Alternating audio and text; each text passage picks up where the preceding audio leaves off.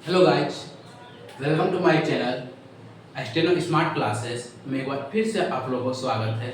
जी हाँ, आप देख रहे होंगे पीछे हम बोर्ड में लिख के रखे हैं, आखिरकार कब तक आ सकता है 2025 स्टेनोग्राफर सीबीटी का फाइनल आंसर की। जैसा कि आप लोग देखे होंगे, इसका एक आंसर की आ चुका है, जिसमें से जब फर्स्ट में आंसर की रिलीज किया तो किसी का क्वेश्चन ही नहीं खुल रहा, तो पता ही नहीं चल रहा किसका क्या आंसर है, किसका क्या आंसर नहीं होना चाहिए। फिर वहाँ से उस आंसर की को हटा दिया गया। उसके बाद फिर मॉर्निंग में फिर से आंसर की रिलीज किया था, ठीक है ना। उसको नाइट में दिया था, फिर उसको हटाया, फिर मॉर्निंग में फिर से आंसर की दिया था, तो वहाँ पे मतलब खुल रहा था। किसी खुल रहा था, किसी नहीं खुल रहा था, ऐसा बताया, लेकिन खुल रहा था, ठीक है। अच्छा, अब वो चीज़ देख के सुध गया है, इसका फाइनल आंसर की रिलीज ही नहीं कर रहा है। तो आपको फाइनल आंसर की तो रिलीज करना ही पड़ेगा ना। जब आंसर की रिलीज किए हैं, उसमें कुछ स्टूडेंट लोग, कुछ बच्चे लोग ऑब्जेक्शन भी किए हैं, तो आप उसका सॉल्यूशन पहले देखेंगे कि वाकई में ऑब्जेक्शन सही है कि गलत है। अगर सही है तो इसका क्या सही निकलेगा, क्या इसका निर्णय निकलेगा, क्या सही इसका होना चाहिए। है कि आप लोग तो एग्ज़ाम जब दिए तो वहाँ पे देखे होंगे, बहुत को बताया कि जिस तरह से क्वेश्चन था, उस क्वेश्चन का मतलब जो आंसर होता ऑप्शन का मतलब मैच नहीं कर रहा था, या फिर कहिए कि जिस तरह ऑप्शन है उस अनुसार से क्वेश्चन वहाँ पे नहीं था, मतलब मैच नहीं कर रहा, दोनों बिल्कुल अलग अलग है। तो वहाँ पे कैसे आंसर करेगा। अच्छा, अब जब वो चीज़ अब दे दिए हैं, जब स्टूडेंट लोग खुद बोल रहा है कि हम ऐसे है वैसे है, तो सही जो है सबको जानता है सही है, गलत है सबको पता है गलत क्या है। तो आप जब क्वेश्चन कुछ दिए हैं, ऑप्शन कुछ दिए हैं, आप उसका कोई वहाँ पे तुक ही नहीं निकल रहा है, तो वहाँ पे लोग कैसे उसका आंसर करेंगे। ठीक है, कुछ लोग छोड़ दिए होंगे या कुछ लोग आंसर कर दिए होंगे। अगर मान रखिए आप जो क्वेश्चन दिए उस अनुसार से ऑप्शन टच नहीं कर रहा है, वैल्यू वहाँ पे नहीं मिल रहा है। अगर कोई उस ऑप्शन लेके तीन का ऑप्शन दिया, 4 का ऑप्शन नहीं दिया, अगर उस तरह से अगर टच नहीं कर रहा है क्वेश्चन के अनुसार से ऑप्शन, कोई अगर ए लगा दिया वहाँ पे उसका सही मान दिए, कोई अगर उसका बी लगाया वहाँ पे भी उसका सही मान दिए, तो फिर अगर कोई ए लगाया कोई बी लगाया और वो दोनों सही कर दिए, फिर वहाँ दूसरे कंपेयर करता है स्टूडेंट लोग कि हम ए लगाया मेरा सही हो गया, आपको बी लगाया आपका भी सही हो गया, फिर वहाँ से विवादित हो जाएगा।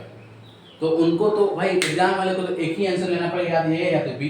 अच्छा, अब ए लिए या बी लिए तो फिर क्वेश्चन के रिगार्डिंग उस ऑप्शन सही होना चाहिए।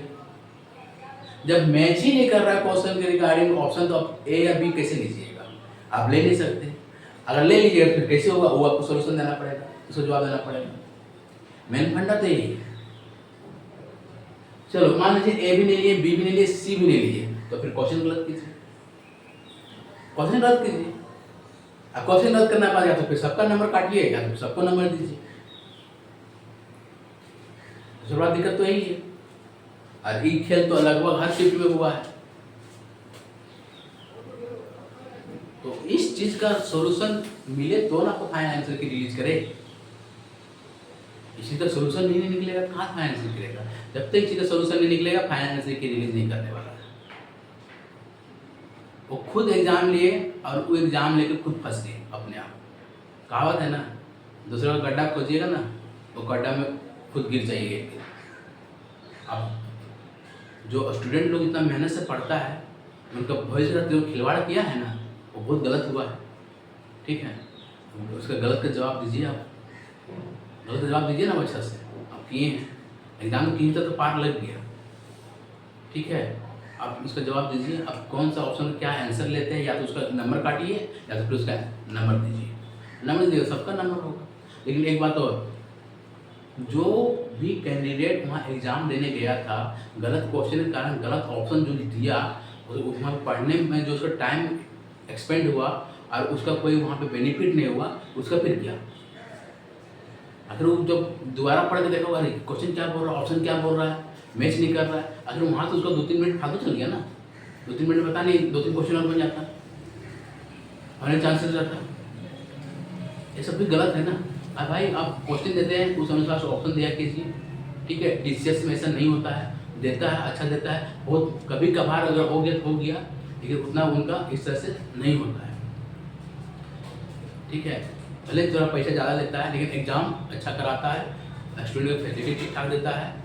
ठीक है, और उनका सर्वर कभी हैक नहीं करता है, वही क्या बोलते हैं, हैंग नहीं करता, अच्छा चलता है, स्मूथ चलता है। किसी का माउस नहीं काम करता, किसी कीबोर्ड नहीं काम करता, वैसा उसका नहीं, TCS का। हम भी एग्जाम दिए, बहुत अच्छा रहता है। ठीक है, यहाँ माउस नहीं काम कर रहा, ये नहीं काम कर रहा, बहुत दिक्कत है। चलिए आप बांधते हैं इसके बाद कि फाइनल का आंसर कब आएगा। देखिए फाइनल आंसर की उम्मीद है जहाँ तक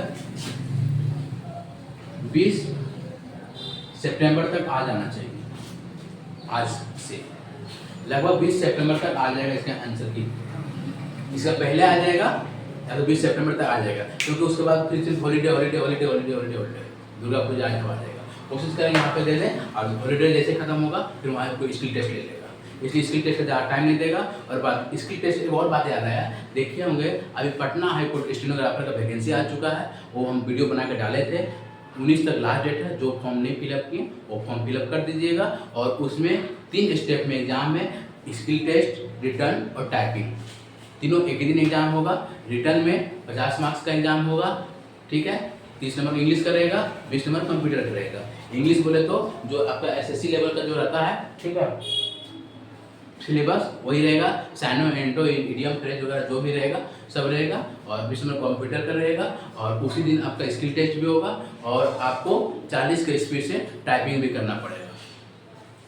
ठीक है, मिनिमम। तो आपका स्टेनो और टाइपिंग क्वालिफाई नेचर रहेगा, मेरिट बनेगा आपका रिटर्न पे। तो मेरे कहने का मतलब है, जिनका एग्ज़ाम ठीक गया SSC का रिटर्न वो भी, और जिनका नहीं ठीक गया वो भी, आप लोग स्किल टेस्ट का तैयारी में लग जाइए। क्योंकि बिहार हाई कोर्ट या पटना हाई कोर्ट जो आया है उसमें आपको बेनिफिट हो जाएगा। क्योंकि आप इसमें CBT पास कीजिएगा, SSC में मेरिट उस अनुसार कटअप होगा, तो आप स्किल टेस्ट देने का मौका मिलेगा। लेकिन यहाँ पे पटना हाई कोर्ट में आपको स्किल टेस्ट देने का मौका मिल जाएगा। ठीक है, एक ही दिन एग्जाम होगा, उसके बाद रिजल्ट जो होगा। इसलिए सभी लोग स्किल टेस्ट का अपना तैयारी में लग जाइए। कम से कम उस माने तो आपको स्किल टेस्ट की तैयारी तो हो जाएगा कि हमको एग्जाम देना है, स्किल टेस्ट तैयारी करना। और इसका हमको लगा नवंबर तक स्किल टेस्ट ले लेगा पटना हाई कोर्ट। तो उस अनुसार से आप लोग प्रिपेयर कीजिए और लगे रहिए। ठीक है, इधर SSC में अगर आपका आ गया आंसर की अच्छा मार्क्स आ गया तो फिर वही रिदम में रहिएगा, तो इधर भी अच्छा खासा तैयारी हो जाएगा, होने के चांसेस बढ़ जाएगा। इसीलिए लगे रहिए, और जब तक तोड़ेंगे नहीं तब तक छोड़ेंगे। ठीक दोस्तों, वेलकम, थैंक यू।